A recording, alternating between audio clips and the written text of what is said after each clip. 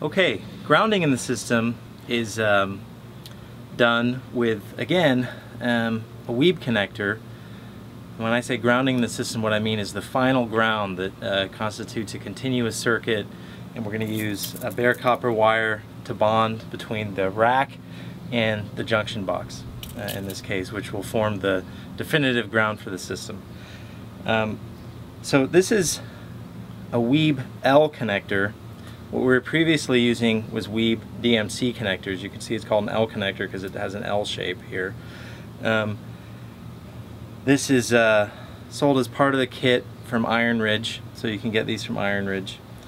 And if you're using Iron Ridge racking, it goes right underneath the footing that will clamp this wire. So this wire will go inside of this raceway, and it will run for each of these rails.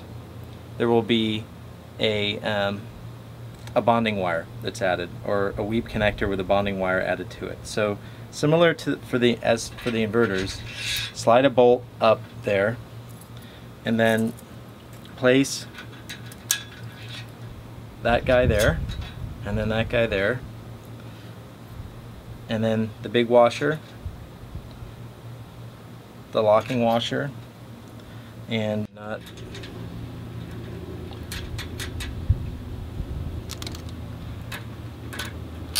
Ratchet it down.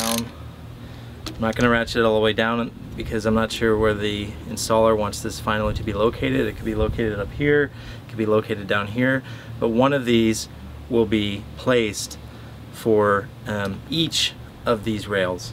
So, and then after that, what happens is that the cable goes through this race, gets clamped down,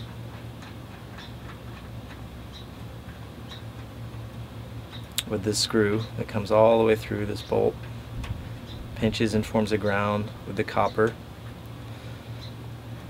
This runs unbroken to each of the piers, so in fact this is going to just keep getting spooled out and out and out and out for 26 feet in this case for this array. And then the other end of this will come through this raceway then that was there, and it will come down to the junction box. We'll create another cutout here. We'll punch out this hole that's in the side, and there's bonding that you can see for ground that's right here on this device. This is ground, so that will be the final ground for the system that comes inside of there.